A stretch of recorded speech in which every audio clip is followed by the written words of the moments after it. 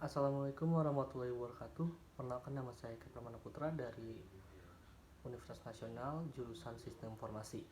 Di sini saya akan mengerjakan soal UTS dari mata kuliah Enterprise Resource Planning yang didampingi langsung oleh dosen pengujinya, yaitu Bapak Dr. Agung Tritayudi, Eskom Mkom.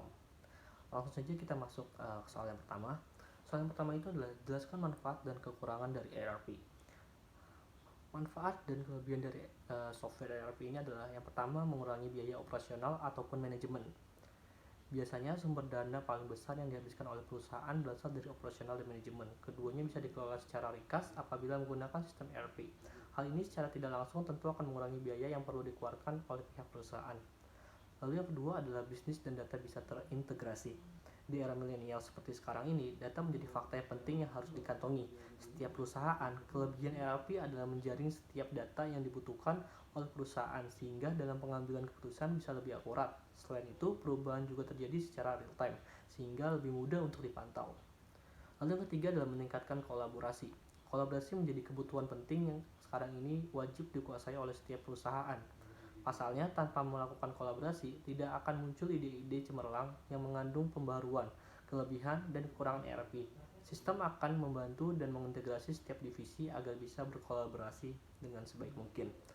Lalu, produktivitas meningkat. Meninggalkan sistem manual dan menggantinya ke dalam sistem digital tentu secara otomatis meningkatkan produktivitas. Hebatnya, sistem ERP akan sangat membantu dan melakukan pekerjaan berulang sehingga bisa dihandle secara otomatis. Dengan begitu, masih banyak waktu luang yang bisa dimanfaatkan untuk kegiatan-kegiatan lain. Lalu, mengelola bisnis menjadi lebih kondusif. Model ERP untuk bisnis secara keseluruhan memang menjadikannya lebih kondusif. Yang dimaksud kondusif di sini adalah dia bisa saling berintegrasi satu sama lain. Data sangat mudah diakses dan sangat transparan sehingga tidak akan membutuhkan waktu lama ataupun proses yang berbelit atau yang ribet. Itu untuk soal yang pertama. Dan untuk soal yang kedua adalah jelaskan area SCM atau Supply Chain Management. Jadi Supply Chain Management ini adalah rangkaian kegiatan yang diperlukan untuk merencanakan atau mengendalikan dan menjalankan arus produk. Ini meliputi proses perolehan bahan baku, proses produksi, hingga distribusi produk ke konsumen akhir dengan cara yang paling efisien dan hemat biaya. SCM merupakan usaha yang luas dan kompleks yang bertanggung pada setiap mitra-mitra dari pemasok hingga produsen dan seterusnya. Supaya dapat berjalan dengan baik, tujuan dari manajemen rantai pasokan sendiri adalah untuk memaksimalkan nilai pelanggan dan mendapatkan keunggulan kompetitif dari pasar. Untuk mencapainya dibutuhkan berbagai upaya, baik strategi bisnis dan perangkat lunak khususnya.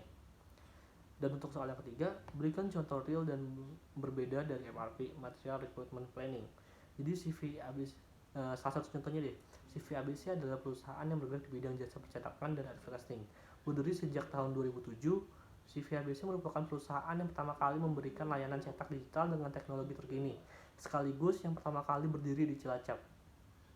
Namun, perusahaan tersebut sering mendapat masalah yang timbul diakibatkan oleh perolehan data pesanan yang kurang terorganisasi dan masih menggunakan formulir yang ditulis tangan.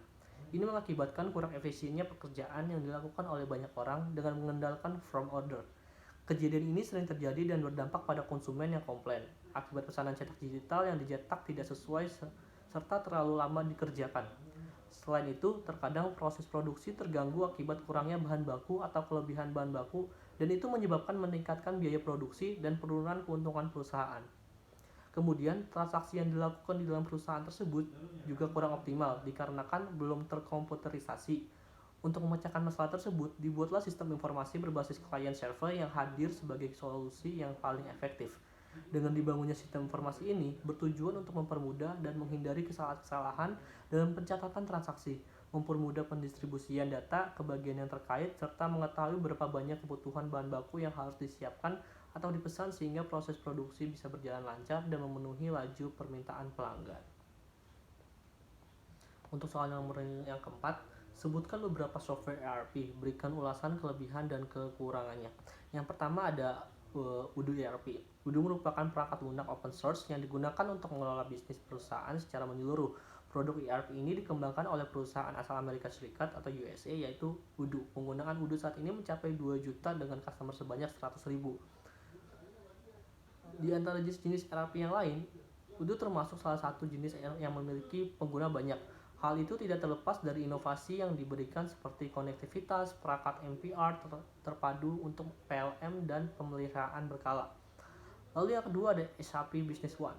SAP Business One dikembangkan oleh SAP System yang bermarkas di Inggris. Saat ini penggunaan SAP Business One mencapai 1 juta dengan customer 50.000. Solusi pengelolaan bisnis yang dikembangkan oleh SAP Business One sangat mudah diterapkan, terjangkau, serta real time. Hal itu ditunjung dengan teknologi terbaru SAP yaitu SAP HANA. Dan yang ketiga itu yaitu Sage Intacct. Sage Intacct ini dikembangkan oleh perusahaan asal Amerika Serikat. Saat ini Sage Intacct berfokus pada pengelolaan keuangan perusahaan. Jumlah pengguna Sage Intacct mencapai 300.000 dengan customer 11.000. Adapun kelebihan Sage Intacct adalah memiliki tampilan yang mudah digunakan, fitur yang lengkap, transaksi pembelian yang cepat, dan sistem keamanan yang cukup tinggi. Untuk soal yang nomor 5, berikan contoh real yang berbeda dari flowchart proses modeling. Ada beberapa. Yang pertama itu concept draw. Jadi concept draw atau diagram ini adalah contoh flowchart program yang fleksibel. Anda dapat mendesain elemen celestial dari nol dan memaksakannya ke dalam desain.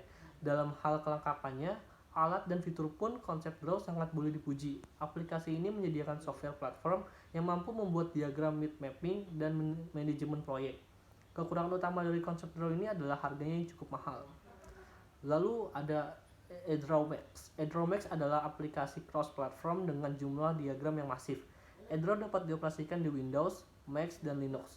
Edraw adalah aplikasi flowchart dengan kapabilitas tinggi dan fitur yang lengkap.